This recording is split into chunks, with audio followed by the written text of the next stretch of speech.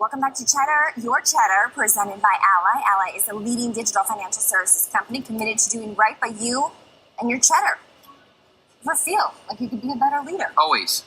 In the workplace? Yes. Many people. And in your personal life, too. Our next guest may be able to help.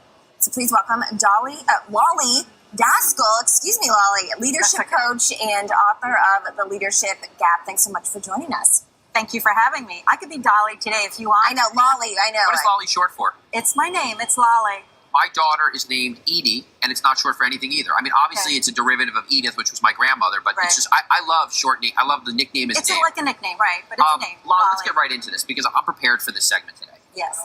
What struck me is this idea, you have a column of positive leadership styles, and then each positive leadership style is matched with a negative leadership style that goes with it. Walk us through that, and I think we have a nice graphic. Absolutely. So I want to talk about why that is true. Most of us want to be great leaders. Most of us want to do well. But sometimes we get stuck, sometimes we fail, and sometimes we can't take ourselves to the next level, and we don't know why. Mm-hmm. And the answer is, in what I've come up with, is the leadership gap. It's those parts that keep us stuck, keep us back. And there's a science and mythology that I came up with that is an acronym for RETHINK. RETHINK is archetypes that stand for the rebel, the explorer, the truth teller, the hero, the inventor, the navigator, and the knight. Mm-hmm. Now, these archetypes have a polarity of character. The rebel will be an imposter when they have self-doubt, because a rebel needs confidence in order to do what they want to do. Mm-hmm. But if you don't have the confidence and you have self-doubt, you might come across as an imposter. Mm-hmm. 99% of high-achieving individuals suffer from the imposter syndrome. They have self-doubt. And when you have self-doubt, you can't show up the way you need to show up at work, and you can't succeed. And so it ends up costing you in your greatness. That is the leadership gap between the rebel who's driven by confidence and the imposter who has self-doubt. Okay, so now just to be clear, let's pull up the first full screen that outlines all of them, the RETHINK on the left, and then the other leadership gaps, which it would seem to be maybe perhaps on the right. Everything on the left, this RETHINK, is what you're advocating to be an effective leader.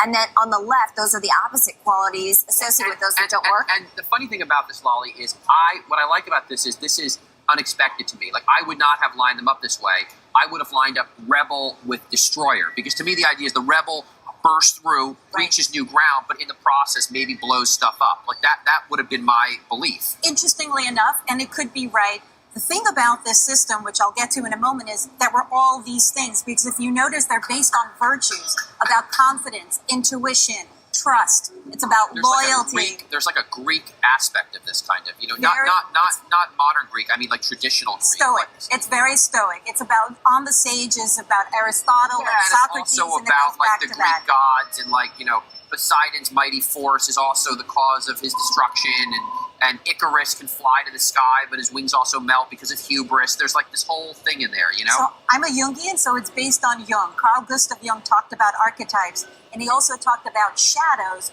which come between you and your greatness, and people don't realize it. And so I want to go back to your question, because it's a great question. Why does a rebel who is confident then turn out to have the negative part of the imposter of self-doubt? Think of something that you want to do, something that you haven't done before. What are the skills that you need? You need confidence. But if you don't feel confident, and I believe confidence comes from your capabilities and your competence, that's what equals confidence, then you can't do what you need to do. And so when that happens is you have self-doubt. And most likely if you have self-doubt, you start to feel like an imposter. I'm not smart enough, I'm not good enough, I'm not driven enough, I'm not the person to do this job. And it does get in the way of your greatness. And as we move on, we can go to the explorer. This might not be something that you're used to, but an explorer is someone who wants to go into uncharted territories. They want to do something that hasn't been done before. What tool do they need? They need their intuition. Most likely, if you are an explorer, you have to let go of control. But if you're a control freak, you will become the explorer who tries to manipulate. The exploiter manipulates when they can't get their way, when they can't get people to do what they want to do. And so they end up being an exploiter who manipulates. So either you become the explorer who allows their intuition to let them go with the flow, or you become an exploiter who manipulates people. And we know manipulating people is a leadership gap. It doesn't get you to be your greatness. So then when it comes to recognizing these gaps, are there steps then to overcome them to get to that area on the left side where you can rethink and maybe merge into an area where you feel people can be more effective leaders? That's a great question because people don't really want to talk about their weaknesses. But if you identify your leadership gap, number one, I always say what you don't own owns you.